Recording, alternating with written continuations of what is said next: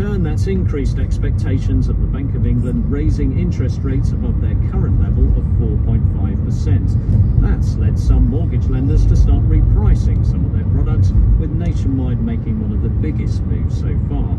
This could affect those remortgaging or getting a mortgage for the first time.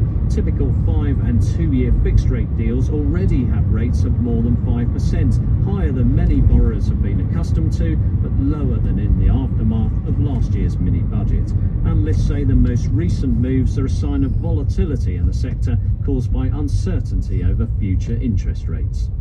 The chief executive of Sainsbury's, Simon Roberts, has strongly denied accusations of profiteering, saying he's seen no sign of so-called greedflation in the food supply chain. There are concerns that some companies are using inflation as an excuse to boost their profit margins. Mr. Roberts was talking to our business correspondent, Emma Simpson. Supermarkets are under scrutiny. The drumbeat's been getting louder about the soaring cost of food. The government's been trying to find out why food price inflation is still above 19%. The competition watchdog is also taking a closer look at groceries. The boss of Sainsbury's told the BBC there was absolutely no profiteering going on. Simon Roberts said his profit margins were the lowest they'd been for a long time, and the business was absorbing as much inflation as it could. Some costs in food production were coming down, but others would take a bit longer. Milk, butter and bread, he said, had already fallen in price, and he promised to bring more prices down as soon as it was possible to do so. An 11-year-old boy is in a critical condition after he was hit by a police van in Lancaster. Police watchdog has begun an investigation. Simon Jones reports.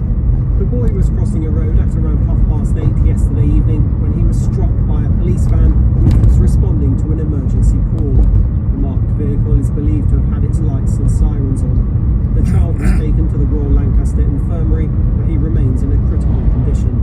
Lancashire police say their thoughts are with the boy's family. The Independent Office for Police Conduct is sending investigators to the scene. Officers are appealing for any CCTV or dashcam footage of the crash or the moments leading up to it. Wales's First Minister Mark Drakeford will hold talks later with community leaders from Ely and Cardiff, where the deaths of 2 teenagers sparked a riot on Monday. Boys who were 15 and 16 died when the electric bike they were riding crashed, just minutes after they were followed by a police van. Here's our Wales correspondent, Harold Griffith.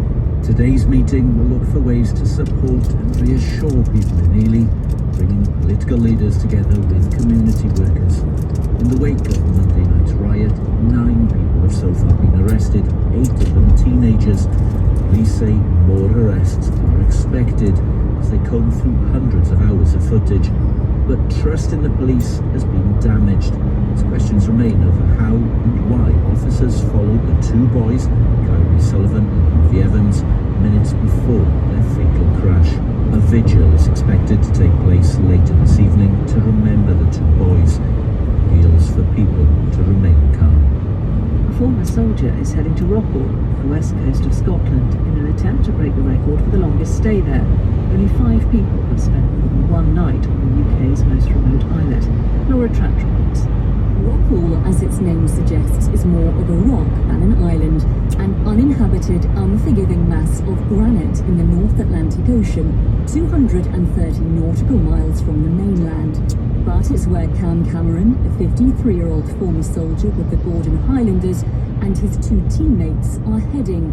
It'll take 3 days at sea to get there, before a 17-metre cliff climb to a small 4-metre ledge on the islet. Cam's team hope to break the world record by staying for 65 days. They aim to raise money for the Army Benevolent Fund and the Royal Naval and Marines charity to support veterans from the armed forces. Laura Trent reporting. Caroline, thank you, and we'll be speaking to Cam Cameron before 9 o'clock on this programme. Time now is 10 past 8. The life and death of Finlay Bowden is so painful, so awful, it's hard to know how much detail to put into the public domain.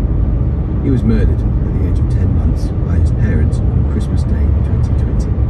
He has 130 injuries, including 57 bone breaks, 71 bruises and 2 burns, one from a cigarette lighter and another from a hot flat surface. He died 39 days after being placed back into their care, though care is not something he ever knew at home. Finley Bowden, who spent his brief life in Chesterfield, Derbyshire, is from that part of our society that many in the care sector argue deserve the most attention, but generally get the least.